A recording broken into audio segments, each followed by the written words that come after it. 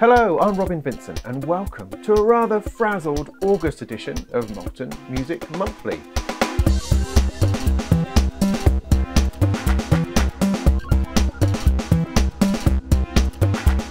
Yeah, I know, I said I was going to take some time off and chill out and relax, get some things done, a little bit of admin, bits and pieces, you know, enjoy the summer. But if you're anything like me, as in you have children, then rest is not one of those things that one gets over the summer.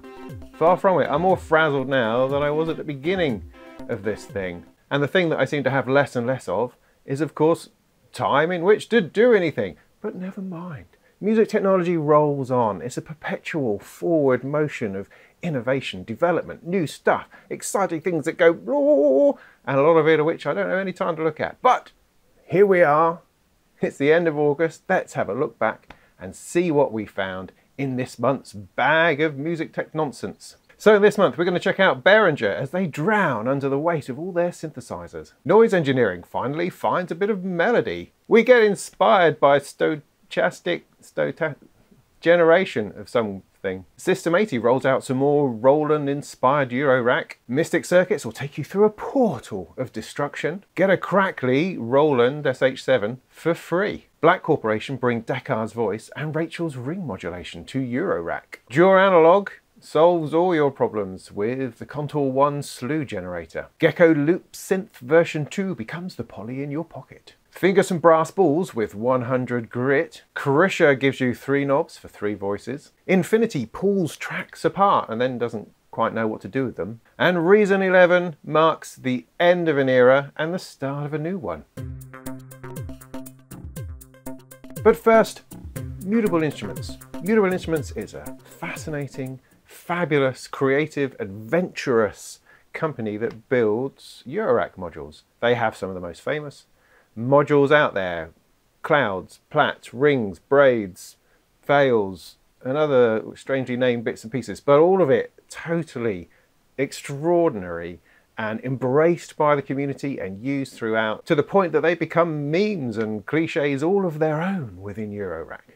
And one of their most famous modules is, of course, Clouds, which was discontinued last year in the hope and the ambition that a Clouds 2 was on the way. And it's in that discussion that something arose, because what you have to understand about Mutable Instruments is that it's only run by one person. It's run by a single creative and awesome entity, and that's Emily Gillett. And she's been designing and building these modules for years. It's her thing, it's what she does, it's part of her identity.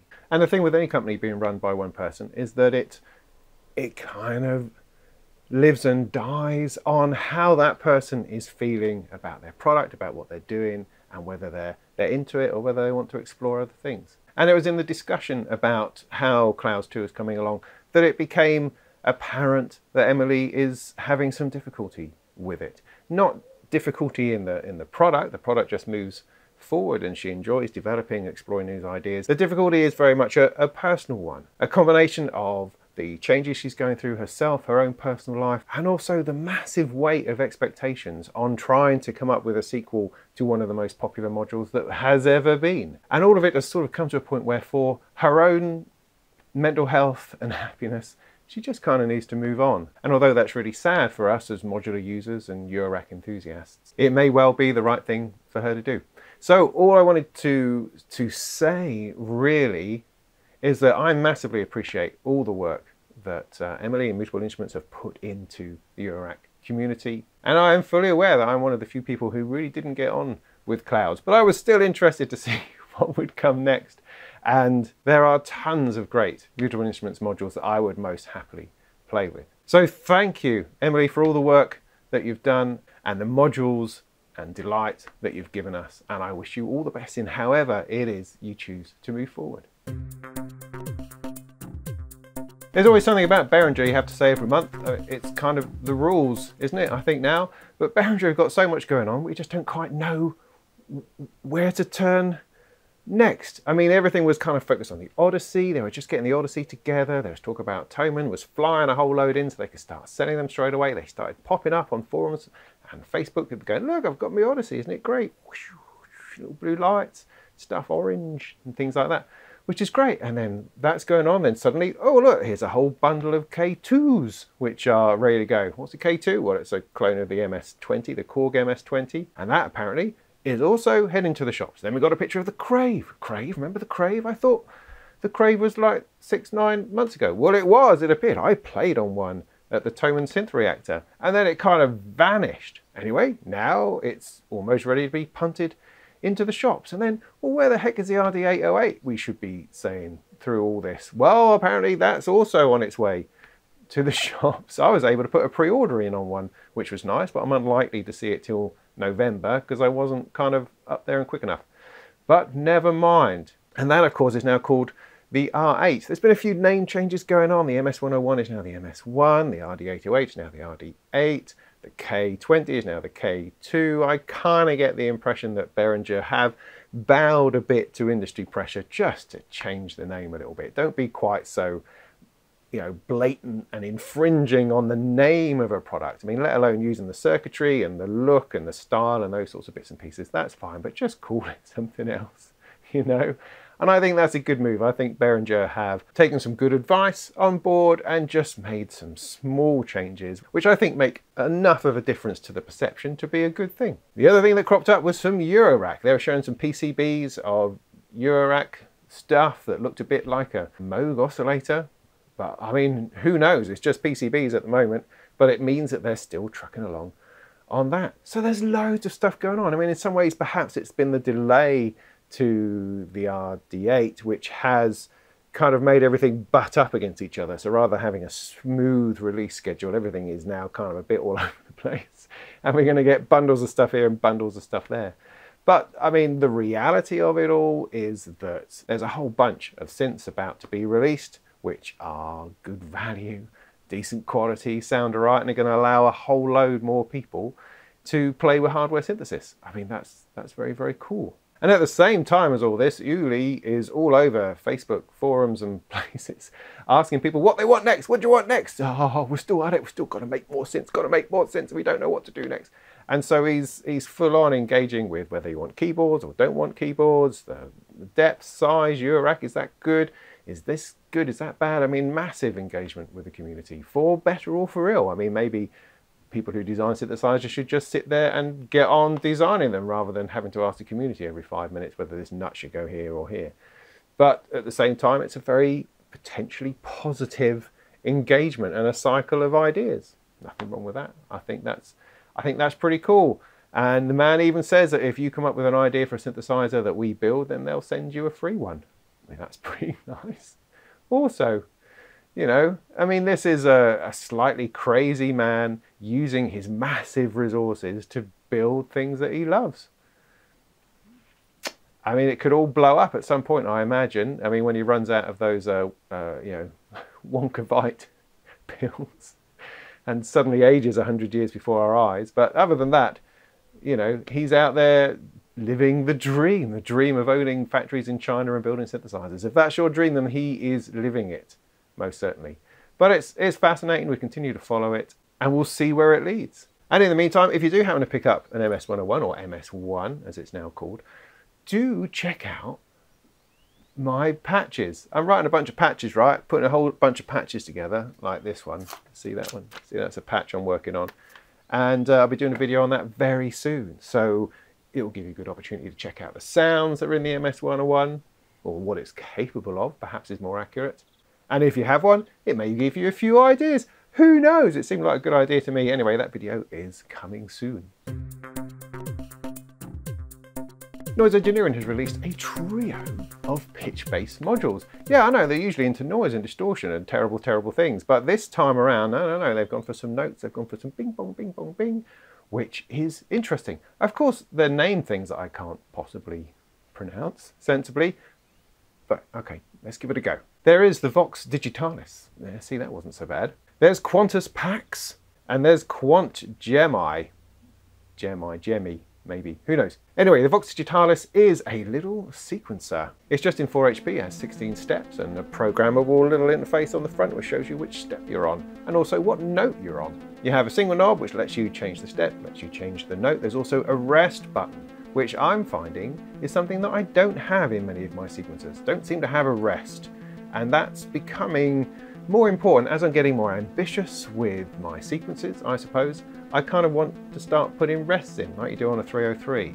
So that makes it quite interesting. You can also randomize patterns by pressing a button, and you can save up to 16 sequences within it, which allows you to start creating songs, changes, evolutions, bits and pieces like that, which is also very interesting. So it looks like a very cool little sequence creating sequencer in a very small form factor. And that gets my creative juices flowing, I think. Along with that is the Quantus Pax, and that adds voltage together. It's a voltage adder, which allows you to do things like transposition.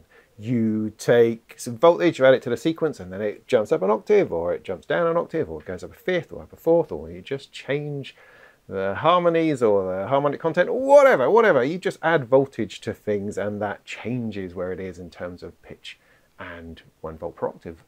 It's simple, it's straightforward. Again, it's in quite a small unit, so it'll be a useful companion to the Vox Digitalis. And then finally, the Quant Gemi is an octave adder or remover. It's something that could have been in the Quantus Pax, but apparently they said that would make the module much bigger, and so they decided to do it separately. So the Quantus Pax can do some simple adding, so you add 2 voltages together, but then doesn't have its own section of adding voltages in. That is in the Quant Gemi, where you can just switch in octaves. It's like I've got a precision adder over here from Dofa, which does both those things. It adds 2 things together, and then you can add octave switches in there as well. This sort of separates those 2 out into 2 different functions. But all 3 of these are just kind of desperately useful. And that's the thing that I enjoy most about a Eurorack module. When a new thing comes along, it's like this new fantastic module that does this, and this. Yeah, but is it useful? How can that change the way I use my rack? How can it bring in an extra element? Is it just a load of noise, or a load of filter, or a load of something which has been done 1,000 times before? Or is it putting together some kind of creative idea that allows me to make changes in a way that I haven't done before? I mean, I'm reminded very much by a video that Milo Melodies did recently when he was looking at how to create better bass lines. And one thing he said that particularly resonated with me was that he said that when you hit a problem or you're trying to improve something in your rack, your first impulse is usually to buy something.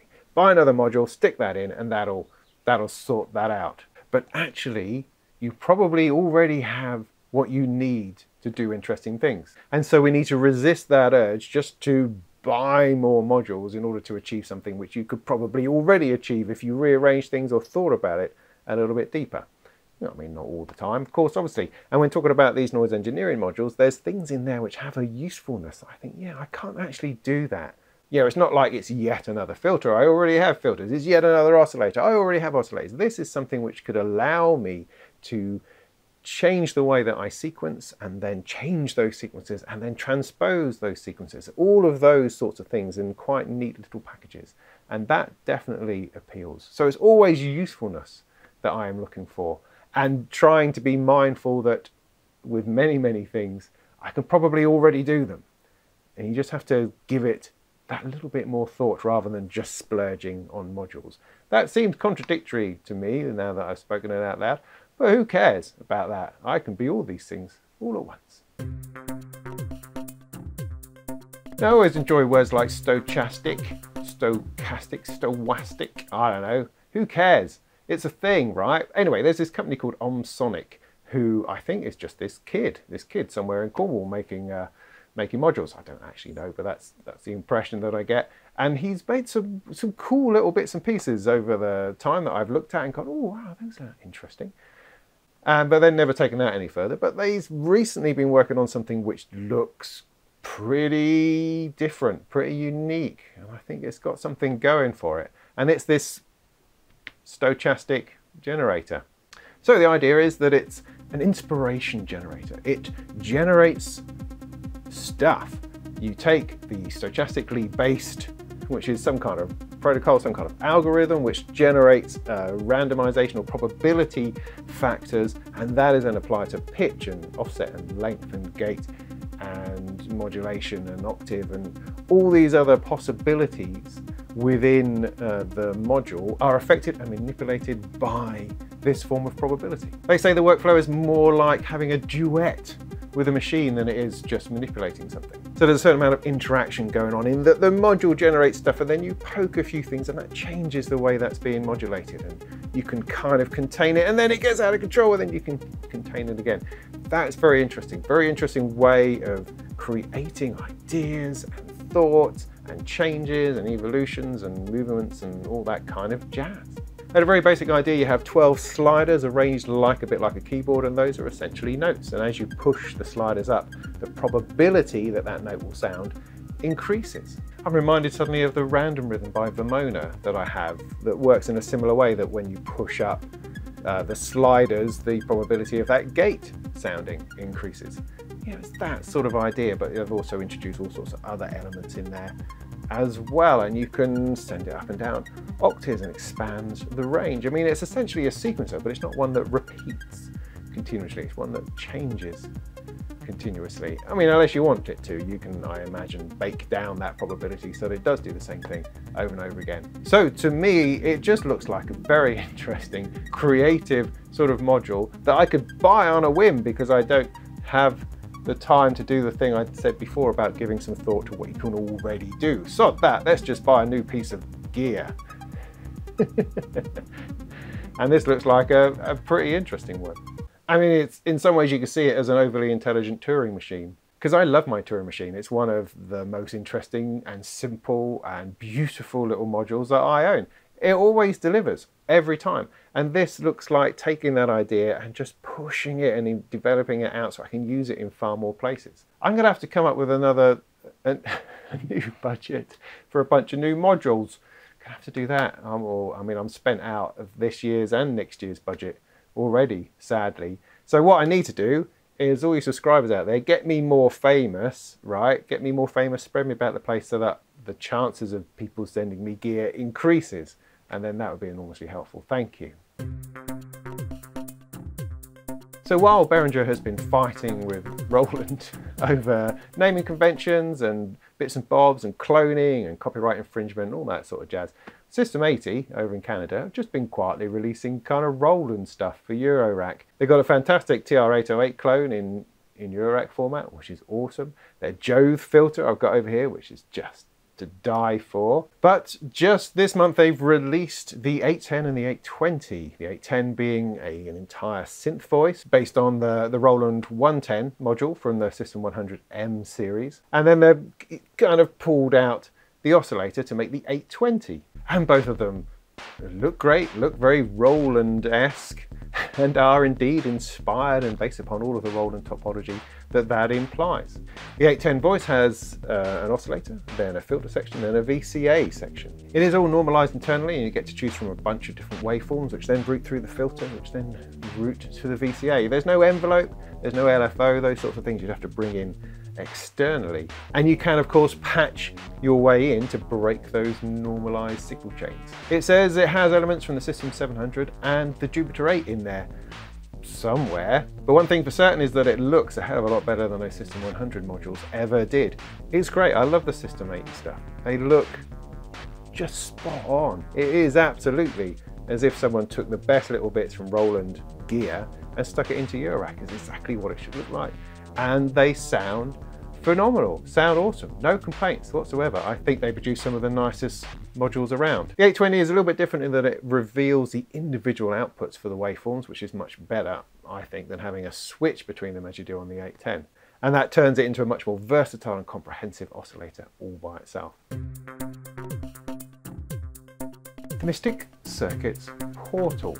It's a time travel module, is what it is, because what it endeavours to do is that it strives to move faster than the input. So the output happens before the input actually makes it in, because it's trying to work faster, and then bends itself backward through a kind of a feedback portal loop to arrive then at the input in order to apply itself to the input which is yet to be, because the input that was there previously, or was at least preempted or predestined to appear at the output, has already been bent and wobbled and and fed back, and then that feeds back upon the input, which is again yet to be, and this continues into an ever-expanding cycle, and so it then starts eating up your entire environment and brings you all into a singularity.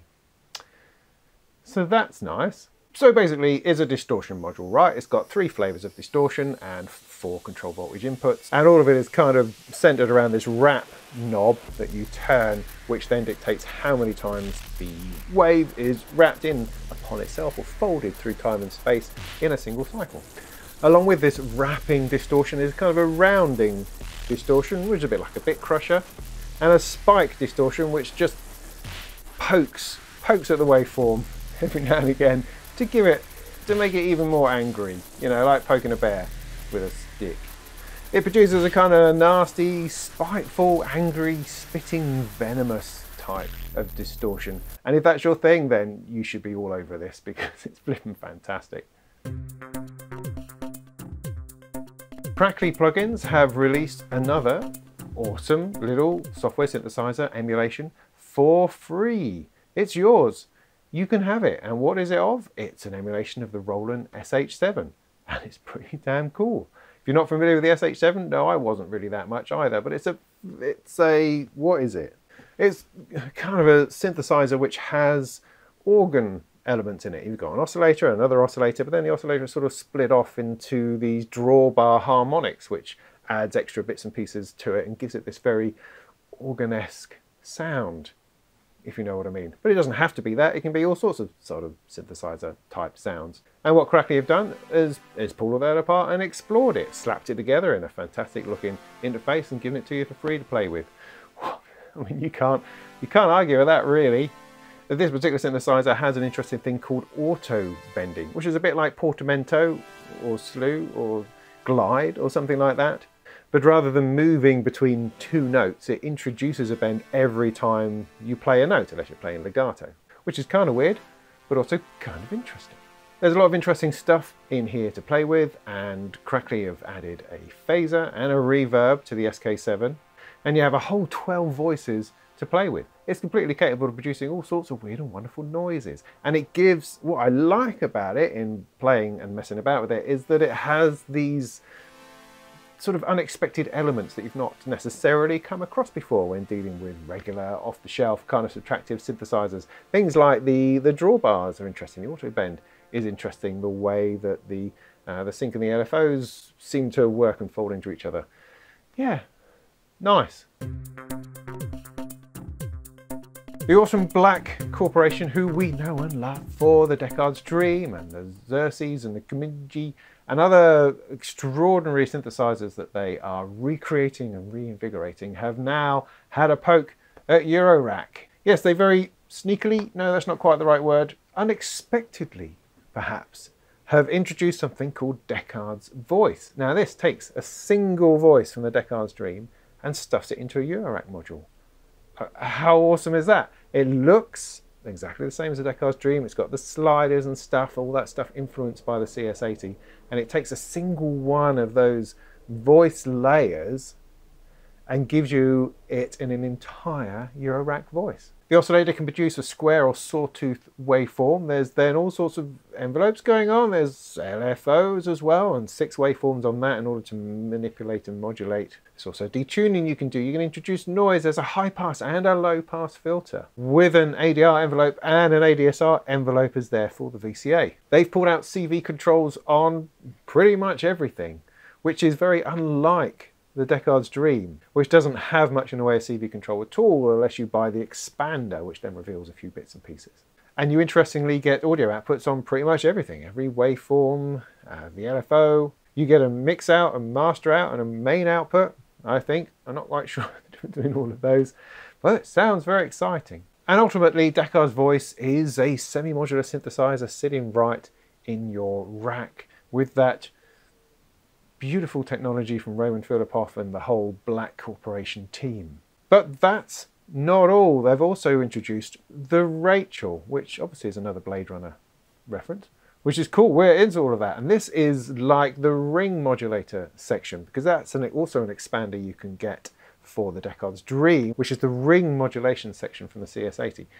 And Rachael's Eurorack module brings that together with a host of other bits and pieces. It has its own reference oscillator, it has an envelope generator. It can be a VCO, an LFO, a envelope, a square wave generator, or a glitched sawtooth. Do I really know what it does? No. Do we really know if Rachael's human or replicant? Yeah, no, I think we do, but regardless, I'm not entirely sure exactly how all this thing fits together, and there's no, that I've seen so far, video of it in action. But suffice to say that these are two very interesting modules from Black Corporation, and it's great to see them entering into the Eurorack game, and I wonder what other tricks they have up their sleeve. Joranalogue tends to produce really classy, high-level Eurorack modules, which I don't really understand for the most part.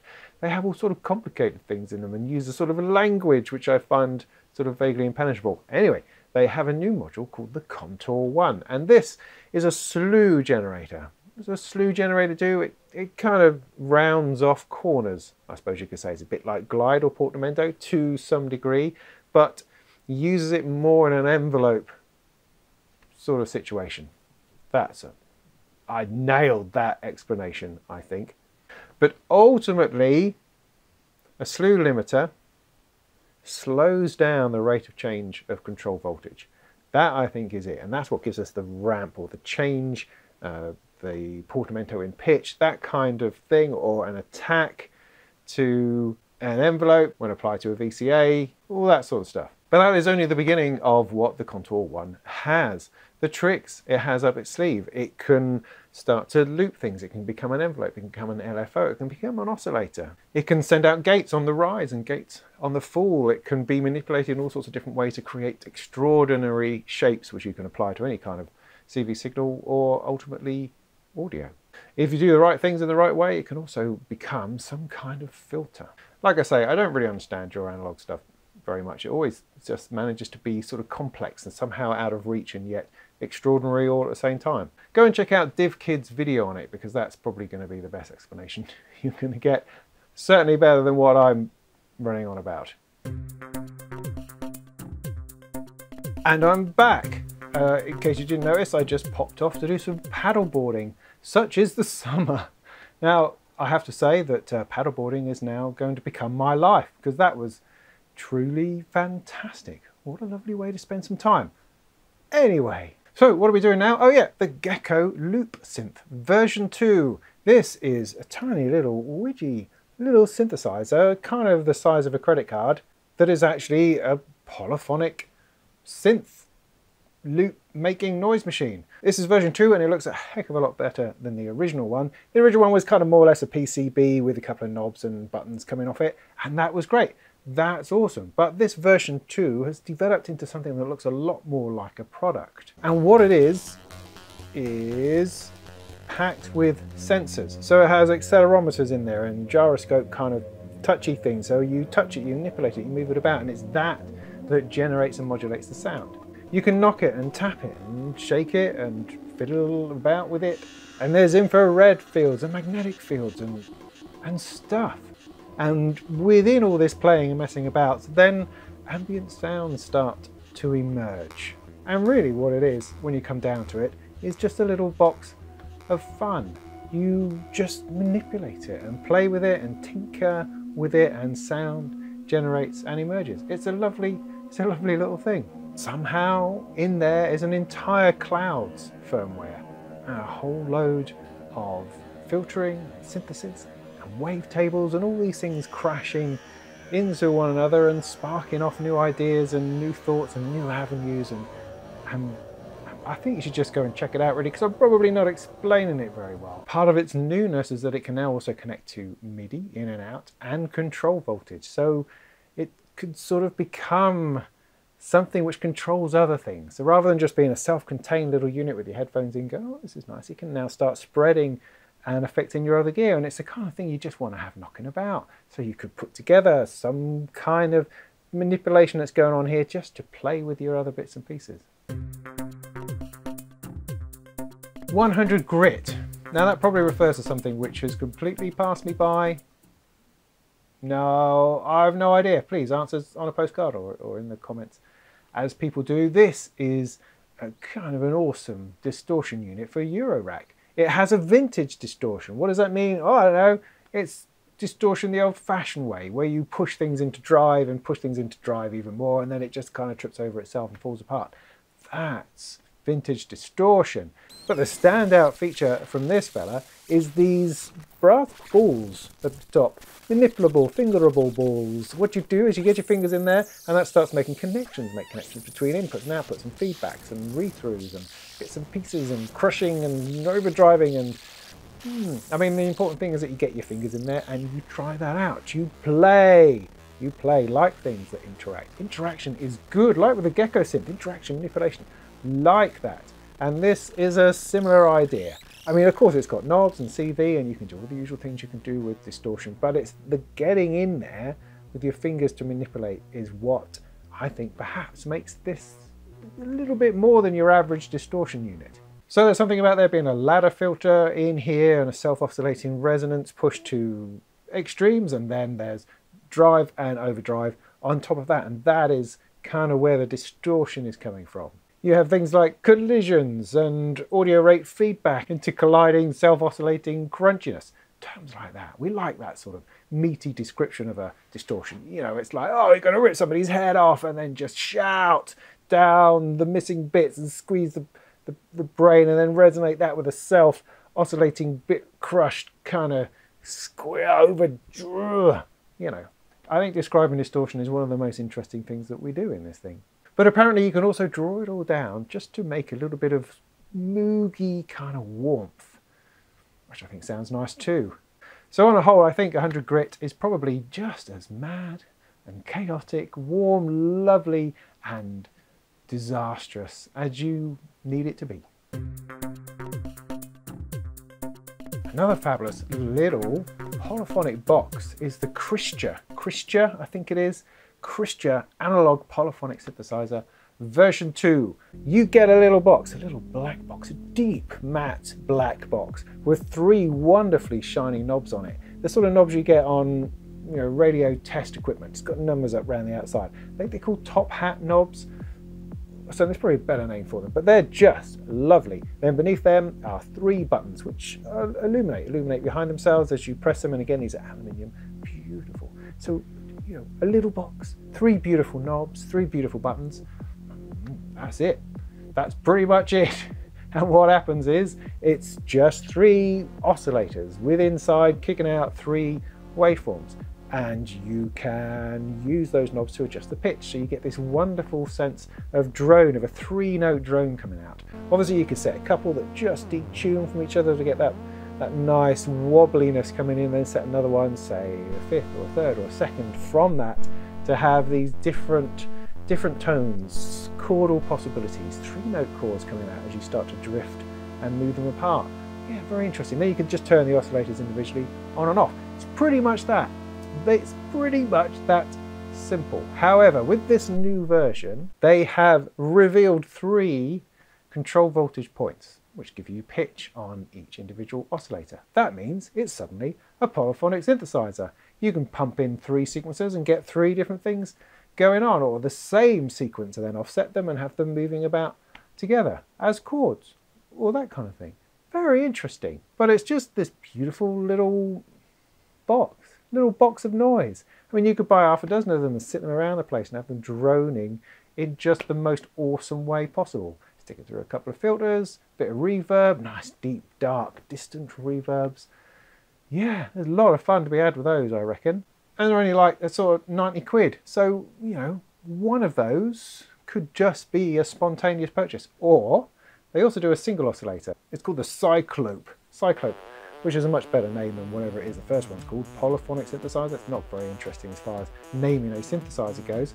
But Cyclope, that's really good. And this is just a little weenie box with a single knob. It's about the size of the knob, and that's your oscillator. All it does is it generates a waveform.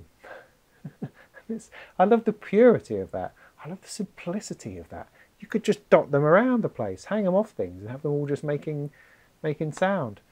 Brilliant. They're only about 30 quid, so you know, about as cheap as the actual components itself. It's analog, it's cool, excellent. Go get yourselves half a dozen of those. Reason 11 is upon us, and it completely changes the game, changes the very nature of the software. I mean, they've been going for decades now where they've been ploughing their own furrow, saying, no, this is how we do things at Propellerhead. We do Reason, you get on board, or you sling your hook. We do it our way. We've got our rack, we've got our DAW, we've got our sequencing, sampling, drum machines, synthesizers, control voltage, modulation, all that stuff is going on in this wonderful Reason workstation. And that's what we're about. And then the things started to change recently, the last year or two. Things have started to change. And the first surprise was that they released a couple of VST plugins, like the Europa, for instance. And then, shock horror, the VST rack appeared, in that you could drop VST plugins into the Reason rack, which was extraordinary. I mean, we've been asking for that for decades, years and years and years. And they say, no, no, no, no, it's never going to happen, never going to happen. Oh, here you go, here you go. So, what could possibly happen next? Well, with Reason 11, a couple of things really. It's now a plugin. As in, it's now become a VST plugin. Reason itself is now a plugin. I mean, the amount of hours and work that's gone in getting Rewire to work. You know, the extraordinary protocol that allows you to route audio from Reason into your DAW, like Cubase or Reaper or whatever, and send it back. That connection, that bridge across technologies from one DAW to another. I mean, Rewire in itself is pretty awesome in the way that it works, but it's a faff. And it's always been a faff, and we've always said, God, this is a bit of a faff. But there we are, we've had to deal with it because Propellerhead was so certain that Reason did things differently. Did things differently. Oh no, can't just be a plugin, it has to work differently. Not anymore. So, Reason 11, it's still a self-contained synth workstation mixing and DAW sequencing program, recording, all that kind of thing. But the rack of synths that you have, this enormous rack of synthesizers and samplers and bits and pieces, you can now plug that directly into your DAW. No rewire required. In fact, they are retiring the whole rewire thing. It's going to be discontinued. It's no longer available. What they're saying is that if you still need rewire for your old projects, then you can use your old version of Reason, not Reason 11. Reason 11, there's no rewire. So that's extraordinary. I'm amazed, frankly.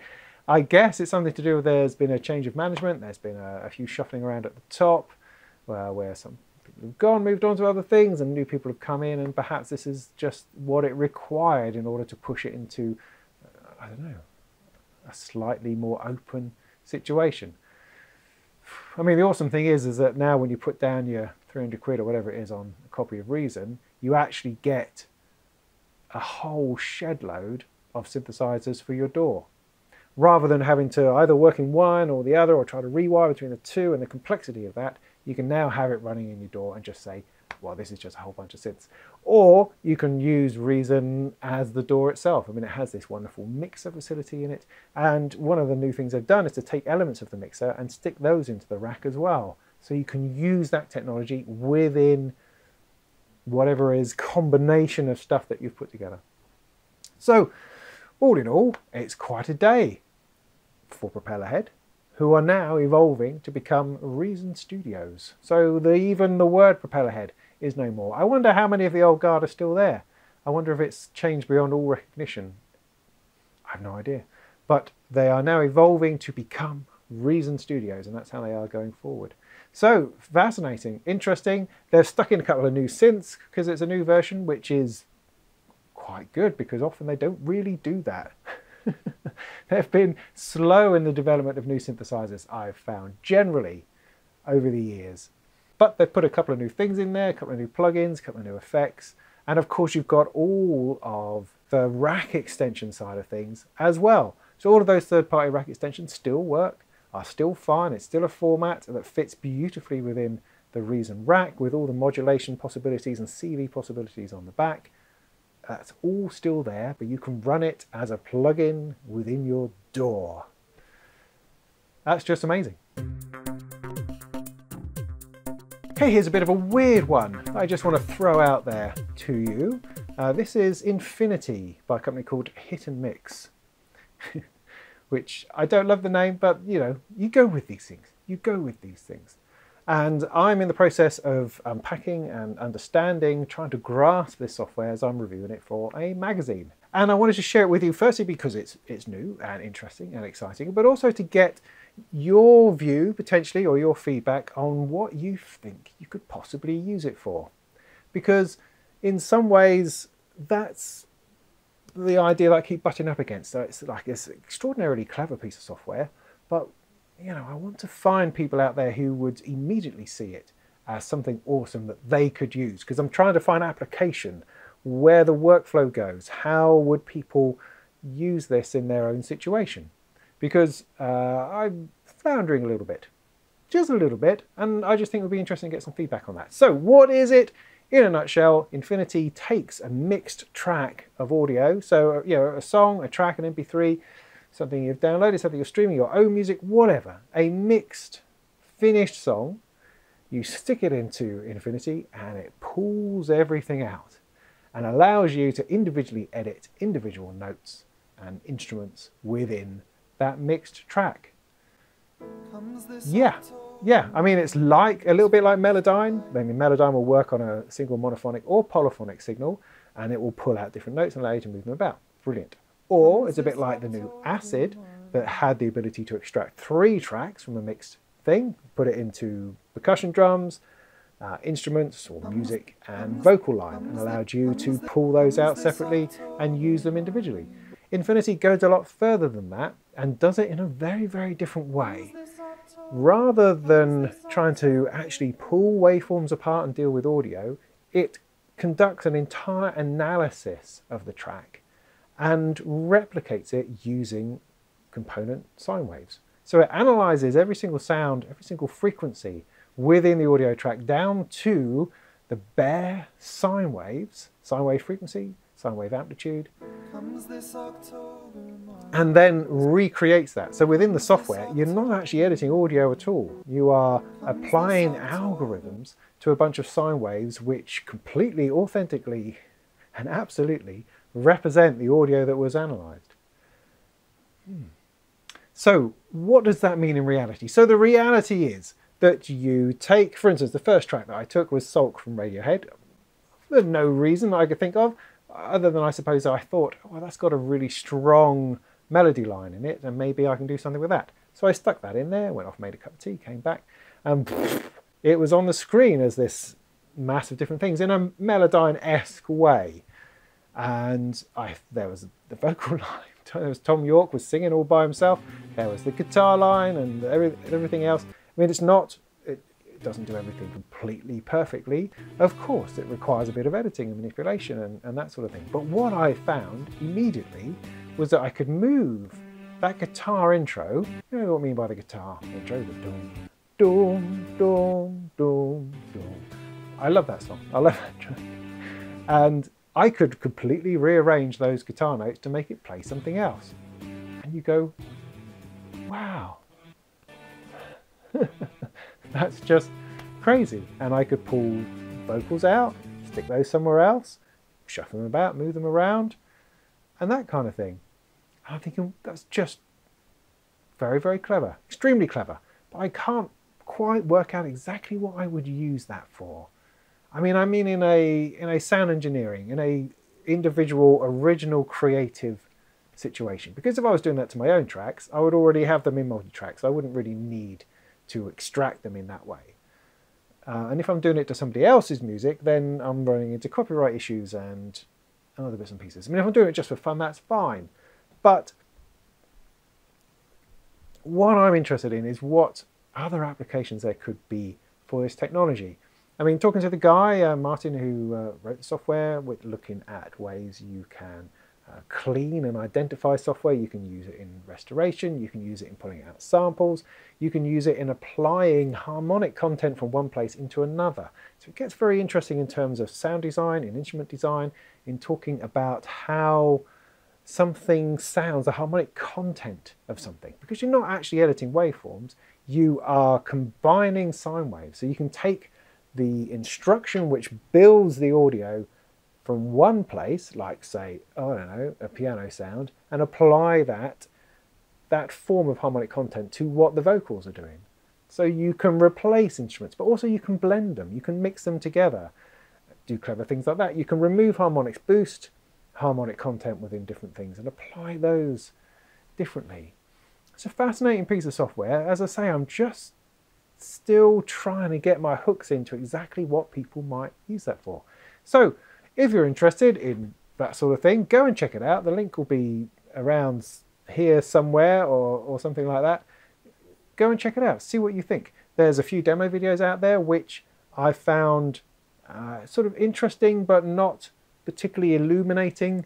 They don't always get their message across as succinctly as perhaps they could do. But that's one of the things that I want to help with. I want to pull out of this software exactly what it is we could be doing with it. And I would appreciate your input to that. So if you're up for that, go do that and let me know in the comments, or send me information directly. Go and have a look, see what you think. And we can also chat about it at the live stream on Sunday. This Sunday live stream, 8 o'clock, usual time, usual place, YouTube, which is the 1st of September. We'll be doing that live stream. Oh yes. So yeah, Infinity by Hit and Mix. Check that out. And finally, vinyl. Apparently, right, get this, vinyl is poisoning us to death. And we need to rethink it. Now this is very interesting. Bo Beats pointed this out on Facebook. He did a link to the video. The video is by a guy called Ben Jordan, I think. His video channel is Ben and Gear. I've not come across him before. I don't know anything about him. But he put forward this idea that vinyl is actually a terrible, terrible thing because of the materials being used, the way it's manufactured, and what actually happens to the vinyl itself as it deteriorates over time, and the amount of stuff that it's kicking out into the atmosphere that we then breathe in and die from. So the basic idea is that the PVC that vinyl records are made from deteriorates and outputs a whole load of nasties that kind of give you cancer, that kind of thing, the general thing, liver disease, kidney disease, brain cancer, who knows, whatever it is, just apply it to it, and that's what's happening. Now, what was interesting in the video is that, well, first of all, I'd never heard of any of this before, and secondly, he actually did some like science in it. He got a meter which measures the content of the air and that sort of thing, and he sat that down next to a turntable, and he put down a piece of vinyl, and it instantly went, oh my goodness, this is terrible, we shouldn't be breathing this air, and then it set off an alarm, and there you go. And he did it. He said it was as surprised about that as anybody. It is instantly poisoning the air around itself, just like that.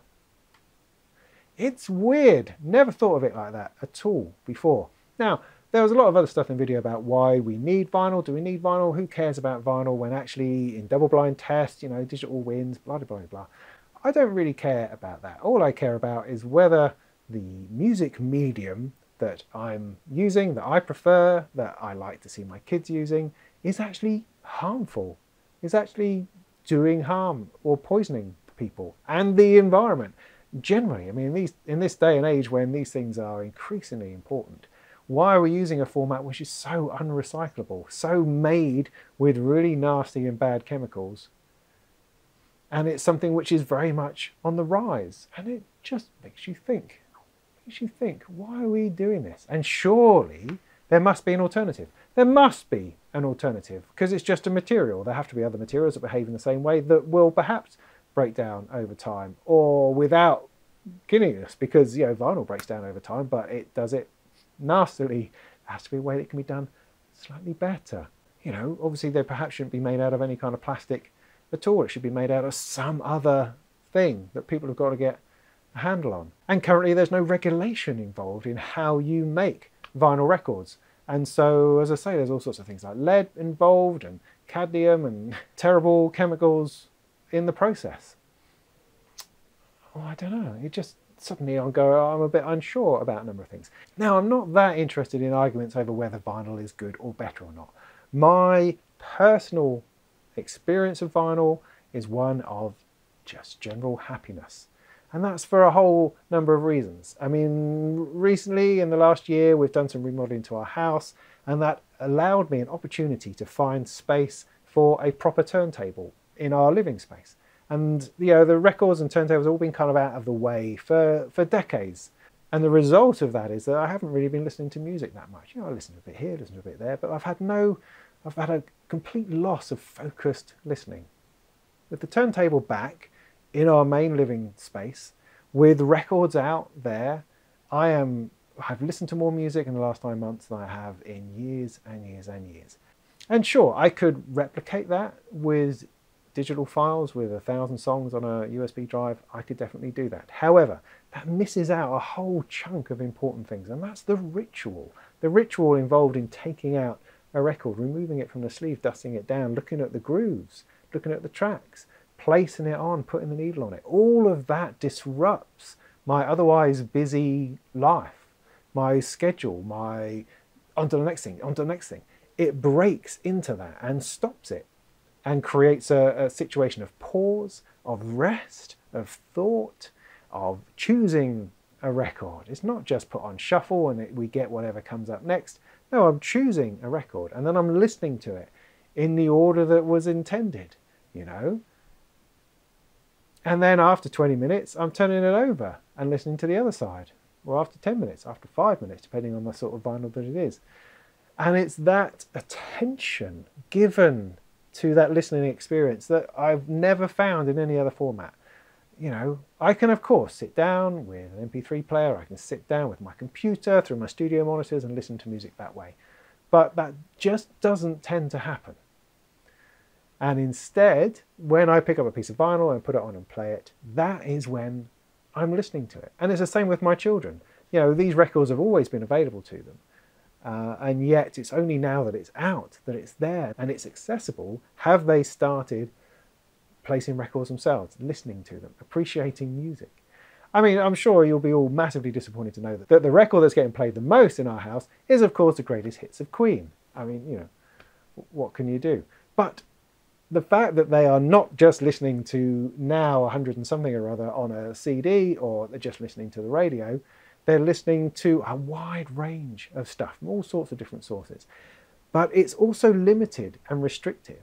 It's not a MP3 player full of 4,000 songs, which they just hit shuffle and they listen to the next one and then move on and then move on. This is stuff they're listening to again and again. They're learning the words, they're singing along, they're interacting with the music, and that's exactly what a recorded music medium should be about. It shouldn't be the random exploration of different sounds, another track. My love of music came from repetition, from playing something again and again and listening to it and enjoying that and enjoying the familiarity that brings. So personally, for vinyl, it's nothing to do with the sound quality. I can't tell the difference between an MP3 and something else. That's not important. What I will say about sound quality is that where my record player is, the sound system that goes through is far, far better than anything else we have in the house. And so anything going through that system will sound better than what you got on your earbuds, on your phone, on your Surface or your iPad or anything playing out some crappy little Bluetooth speaker. What's going through there, which inevitably is vinyl, just sounds so much better. But it's not the format. I could stick an MP3 player through there and it would sound just as good, but I would not have had the ritual of placing something on the turntable and playing it. So, what am I trying to say? I don't know. Vinyl is poison. Apparently, that's a bad thing. It's a really bad thing. I mean, we all know that the reason vinyl is on the up these days is partly our visceral response to it, but also a lot of it is because record companies can now reissue all their old tracks and make a shed load of money. Make a huge amount of money with the overpriced reissues of vinyl that they've got. Masses of money they're making. That's why it's being boosted at the moment. It's not because we're all hipsters. It's not because we're all very cool and love handling this stuff. That's part of it, but it's being pushed at us by record companies who have gone, oh my God, there's actually a way to make money, because streaming has destroyed their model of business and money making, and reproducing vinyl is absolutely back to where they used to have absolute dominance, and there has to be another way. I want everything that vinyl offers. I don't want the poison, I don't want the corporations. I don't need old reissues of Beatles albums and bits and pieces. I love new music on vinyl. So there has to be a way that we can move forward and produce vinyl in the sort of manufacturing plant that's not destroying the planet, and in a format and a physical media that's not poisoning us.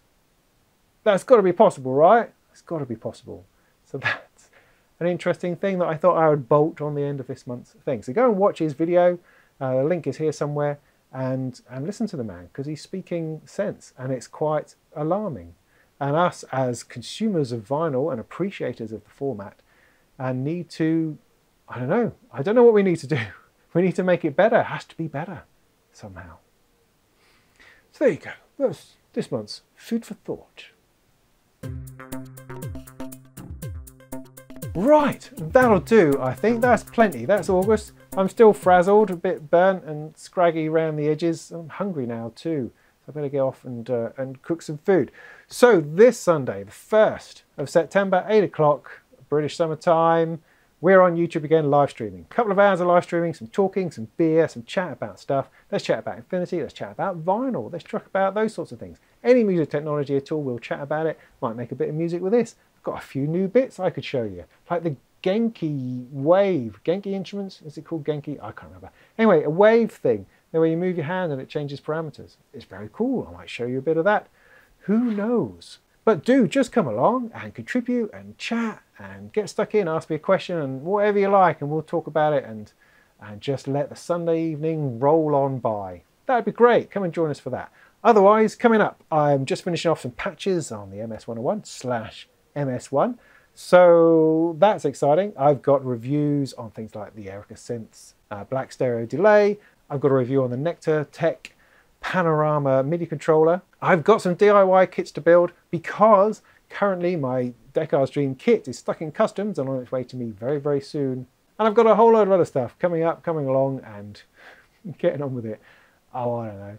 There's a lot of stuff, and hopefully some music making too, because that would be just really exciting to make a bit more music. So lots more goodies to come. You know where to keep it, right here on the Molten Music Technology YouTube channel, where you'll find everything from software music making to hardware music making to synths to modular to interactive musical musings about stuff. And in the meantime, go and make some tunes.